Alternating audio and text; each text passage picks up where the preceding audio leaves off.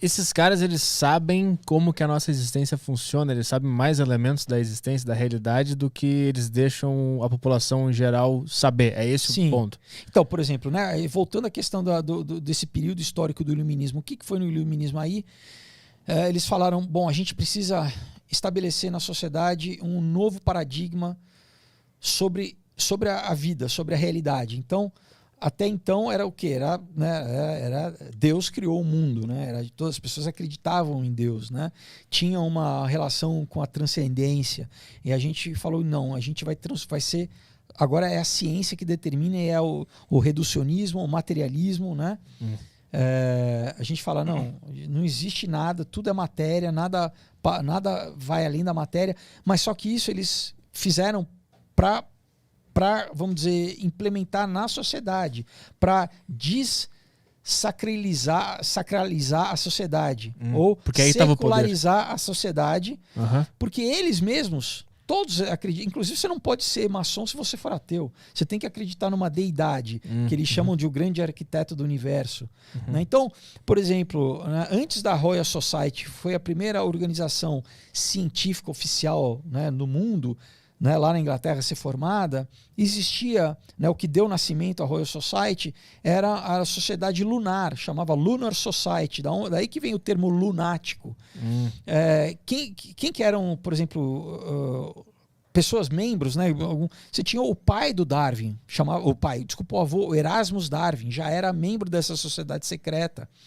O Benjamin Franklin também, né, que é um dos que era diplomata americano, que foi um dos pais da Revolução Americana.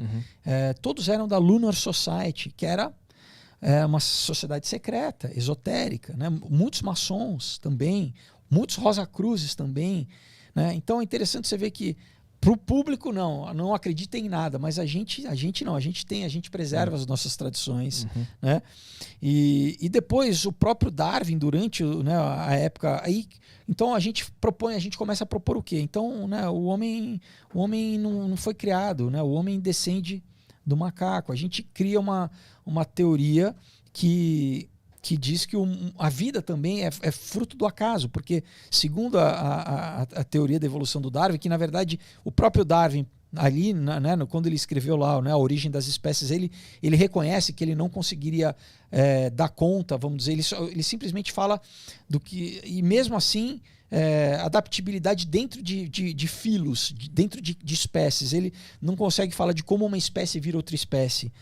Mas ele também falava, olha, ele não conseguia falar sobre a origem da vida, como que do nada sai alguma coisa, né? Como que do imaterial, do inorgânico sai o orgânico, sai a vida, né?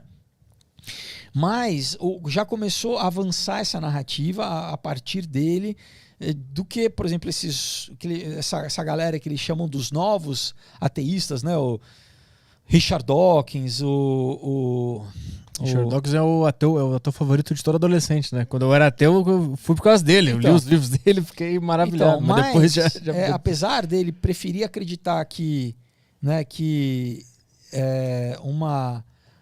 a sopa primordial, né? Que um bando de minério se juntou porque caiu um raio e isso gerou, né, um ATP, um aminoácido ali, né? Que imagina, né? Como que o olho humano, como que, né, a organização do nosso DNA, que são bilhões cara, é um sistema operacional complicadíssimo para você determinar, né, o funcionamento tô dando um exemplo do uma programação humano, muito, né? muito funda. Isso né? isso nasceu do acaso, isso veio do nada. E olha que interessante, né?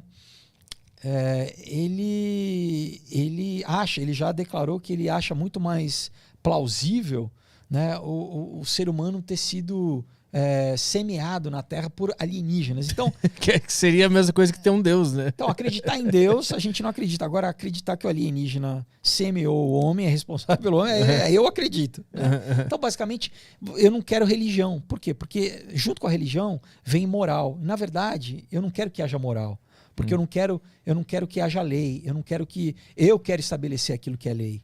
né? Isso o Marquês de Sade já dizia também no século XVIII, que também é um dos responsáveis pela Revolução Francesa.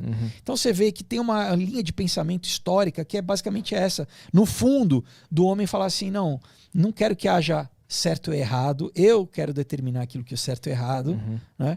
E que casa um pouco também com os, vamos dizer assim, os preceitos do satanismo, né? Você vai ver o Aleister Crowley, que foi um satanista famoso do século passado, né? Que influenciou os Beatles, influenciou os Rolling Stones, influenciou Raul Seixas aqui no Brasil, Paulo Coelho aqui no Brasil, toda a cultura pop dos anos 60 ele influenciou, né? Um cara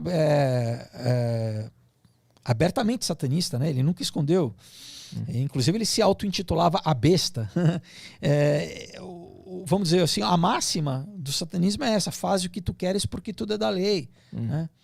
Então não aceita, né, a lei, por exemplo, que sustenta a sociedade, que é a origem da nossa lei ocidental, é os 10 mandamentos que, né, que a gente lê lá na Bíblia, né?